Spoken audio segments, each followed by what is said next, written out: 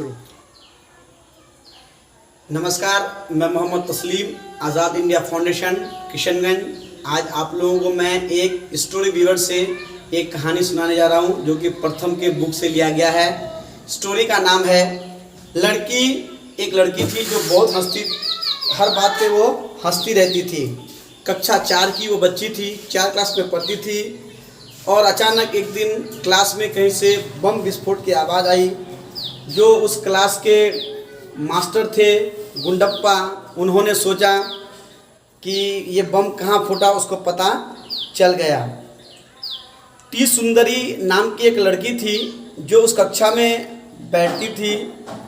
Teacher ने कहा कि तुम बाहर चले जाओ। कक्षा में चुप्पी सी छा गई। टी सुंदरी की तरफ देखने लगे जो 5 बेंच पर बैठी थी। सारे लड़के उसकी तरफ पीछे देखने लगे जो कि 5वें में बैठे हुए थे। लेकिन सर, प्लीज़ सर, मैंने अपनी हंसी रोकने की बहुत कोशिश की लेकिन रुक नहीं पाया। टी सुंदरी बोली कि सर, मैंने अपनी हंसी रोकने की बहुत कोशिश की लेकिन हंसी रोक नहीं पाया। कक्षा 4 में सभी ज़ोर ज़ोर से हंसने लगा। ये बात सुनकर उस क्लास के जो बच्चे थे सभी ज़ोर ज़ोर से हंसने लगे। सभी जानते थे कि टी सुंदरी बहुत हंसती है, वो हर बात पे हंसती रहती है। पिछले हफ्ते की बात है, एक सहपाठी ने टी सुंदरी को चुटकुला सुनाया। कोई एक आदमी टी सुंदरी को चुटकुला सुनाया था, उस पर भी सुंदरी जोर जोर से हंसने लगी। चुटकुला था कि अध्यापक जो है गणित का एक सवाल पूछा था और अध्यापक को गणित का बहुत सारा सवाल का हल करना पड़ता है। टी सुंदरी की आंखें बिल्कुल खिल गई। अब वो गुंडप्पा सर को देखने की ही कक्षा 4B में हर कोई बिना कारण हंसने लगा।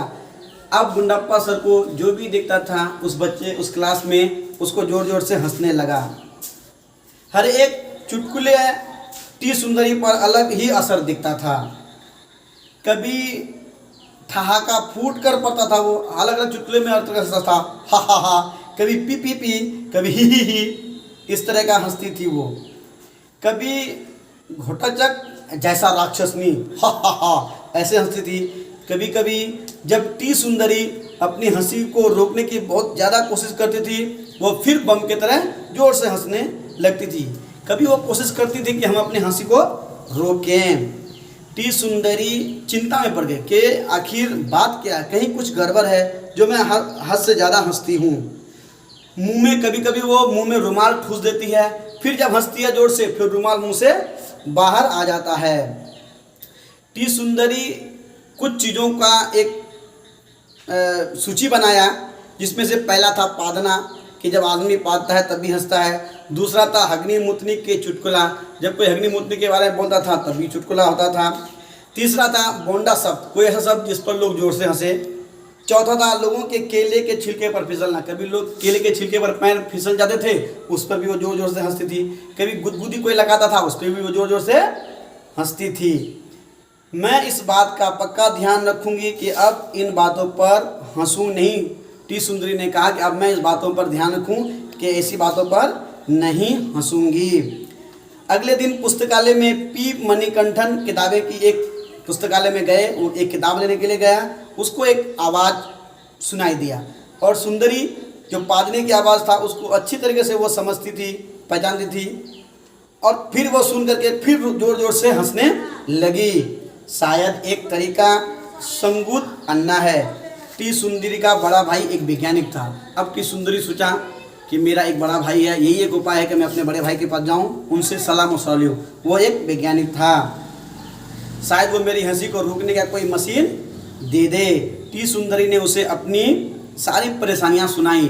वो जो उनका भाई था वो हमेशा चुप रहता था। उनकी बातें सुनकर वो भी हंसने लगा। टी सुंदरी को लगा कि कहीं ये खानदानी समस्या तो नहीं। वो बोला कि हम लोगों की खानदानी समस्या नहीं, कि वो लोग भी हंसते थे हम भी हंसते हैं। उसके भाई ने बोला कि ऐसी कोई बात नहीं है, कुछ लोग होते हैं जो ज़्यादा हंसते हैं, बात बात पर हंसते हैं, कुछ लोग होते हैं जो कम हंसते हैं, इस पर कोई बड़ी बात नहीं। सच्ची, टी सुंदरी ने बोला। सच्ची ने हैरत से पूछा, उसने हैरत से पूछा, तो हमेशा यही बताया जाता है कि वो बहुत ज़्यादा हंसती है। वो कह रही है कि हमें तो हमेशा यही बताया जा रहा है कि वो बहुत हंसती है। हाँ, हल्की हंसी तो सेहत के लिए भी अच्छा होता है। उसे उसके भाई ने बताया कि हमारे खून में कुछ रसायन हैं जो हमें, जिसके कारण भी हम लोग हंसते हैं।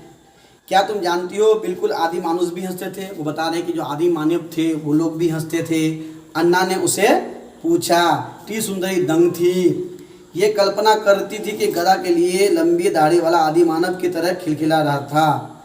अन्ना ने बताया, हमारे पुरखों जब कोई काम नहीं होता है तभी वो लोग हंसते रहते थे। आज हम दूसरे लोगों को ये दिखाने के लिए कि हम उन्हें पसंद करते हैं या अपनी खुशी दिखाने के लिए हंसते हैं। कोई आदमी होता है कि जरा दूसरे को खुशी करने के लिए भी हंसता है, अपने खुद के खुश होने के लिए भी हंसते रहता है। वन मानुस, उसके भाई ने बोला, वन मानुस, बोनोबा, चूहा, डॉल्फिन, मछलियाँ, ये सभी कुत्ते, यहाँ तक के कुत्ते भी हंसते हैं। आखिरकार जब हंसी बंद हुई तब अन्ना ने पूछा, जानती हो सुंदरी, तुम अभी कसरत देखो, मुस्कुराने की मांसपेशियां 1 जोड़ 10 जोड़ से जब हंसोगे तो तुम्हारी मांसपेशियां आपस में जम जाएंगे, तुम्हारे ये ढाले पड़ जाएंगे। अन्ना हंसने लगा, नहीं, डोले नहीं पड़ेंगे, तुम्हारी बाहों में बन सकते हैं, लेकिन जब भी तुम हंसती हो तुम्हारे चेहरे की छोटी और बड़ी गालों की हड्डियां, जब हंसती हो ना तो जो छोटी और बड़ी जो गालों की हड्डियां ना वो आपस में ये हो जाता है और वो भाव करने लगते हैं और आवाज़ उसे सुनकर दूसरे भी हंस देते हैं। टी सुंदरी बोली, फूफू, जब तुम सांस लेती हो तब आवाज़ की नली से, जब तुम सांस लेती हो तो आवाज़ की नली से जो, लेकिन जब तुम सांस छोड़ती हो तो हवा की तालाबत हाहा के रूप में तुम्हारे अंदर चला जाता है। तो सुंदरी समझ में आ गया कि हंसना एकदम अच्छा है और हंसना सेहत के लिए भी अच्छा है। हाँ, हंसी जब हंस दो लेकिन किसी को ठेस नहीं पहुँचे, किसी के भावनाओं को ठेस पहुंचाने के लिए हंसना नहीं चाहिए। सुंदरी सब कुछ समझ गया। चाय का समय आ गया, क्या तुम इसके साथ एक एक आलू बोंडा भी खा लें? संकुल अन्ना अच्छी तरह जानते थे कि अब क्या होने वाला है। टी सुंदरी अपनी हंसी को रोक नहीं पाई। बोंडा पेट पे पहुंचने के बाद जोर जोर से हंसने लगा। क्या तुम लोग भी हंसियाँ हंस सकते हो? गरारे वाले हंसी, गल गल गल गल गल, बम जैसी हंसी, वाह वाह वाह, पश्चिम बंडा वाले चुड़ैल, ही ही, घोटा फूफू, हल्की सी हंसी। तो इस तरह का बच्चे हंसने का, ये हंसने से सेहत अच्छा होता है। बहुत